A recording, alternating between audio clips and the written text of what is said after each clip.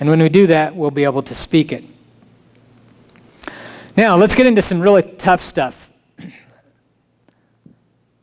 Actually, let me jump back here. To speak the language of liberty, you have to genuinely want freedom for all, including your political foes. This is a tough thing. But if you really want to speak the language of liberty, you have got to want freedom for everybody. Because remember, the moment you don't want your political foes to be free, you're going to be bringing in contention. It's going to be limiting. You're going to be the oppressor. You're going to want to suppress them. It's going to be divisive and conflict. So we're going to bring up some very challenging quotes from Thomas Jefferson. If there be any among us who would wish to dissolve this union or to change its republican form, or hypothetically, let's say somebody stands up and say, we are 5 days away from the fundamental transformation of America, let them stand undisturbed as monuments of the safety with which error of opinion may be tolerated, where reason is left free to combat it. Let them stand undisturbed. Because the only way that we can disturb them or to silence them would be to bring captivity upon them. And if we bring captivity upon them, who we end up bringing, in the long run, who do we bring captivity upon? Ourselves. If we silence our political foes, especially using government force, then we in turn silence ourselves, right? And so we've got to be careful. Now, Jefferson is not saying let them stand unanswered. That's what he's saying at the end, where reason is left free to combat it. Now, in order for reason to be left free to combat it, freedom of speech has to be totally free, so that we can stand up and say, no. That is an incorrect principle. Here's the correct principle. So we're not saying, when he's saying let them stand undisturbed, he's not saying let them stand unanswered. He's just saying let's not institute policies that would silence them.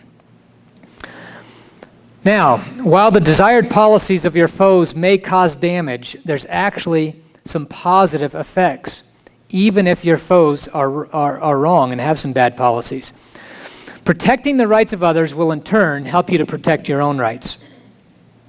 So, for example, right now these two individuals, one has $20, one has $10. They are now protected under the law and in their rights with their property. But say we decide, this is no longer fair. We want to pass a law that equalizes things. So right now they're protected. Equal in their rights and under the law, but unequal in things. But we want to pass a law that makes them equal in things. Now what do? What does the law say? $20 person has to give $5 to the $10 person. They now have $15. Now they're equal. Isn't this great? Of course, we just made them unequal in their rights, but nevertheless, they're equal in things. So his property is not protected, and so he lost rights. This gentleman here lost rights, and he gained things. Now, did the green gentleman here, did he lose rights? He did. When? The moment he took the $5 from this gentleman, right? Because what happens if somebody else comes along and that law is on the books that still says, hey, we need to have equal things, right? So we've got to recognize that we have to strive to protect the rights and freedoms of others, even our political foes, because in the long run, it then protects us.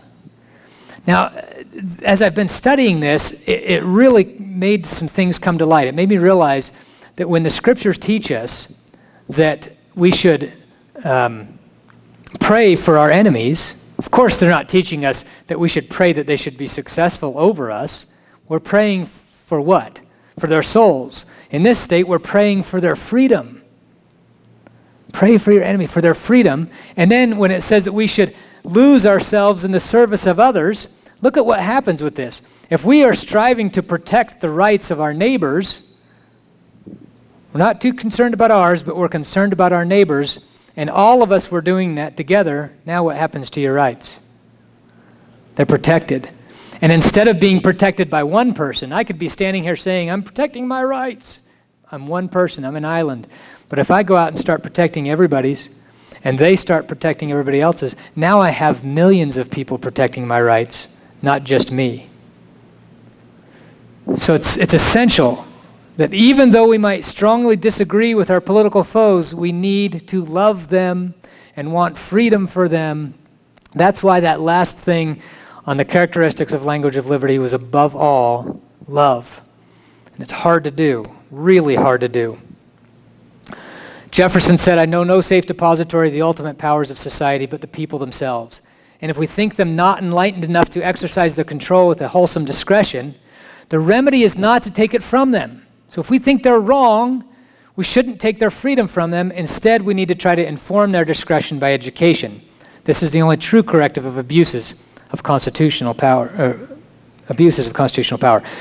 Then he goes on, the involvement of the people on the side of government has had a great effect.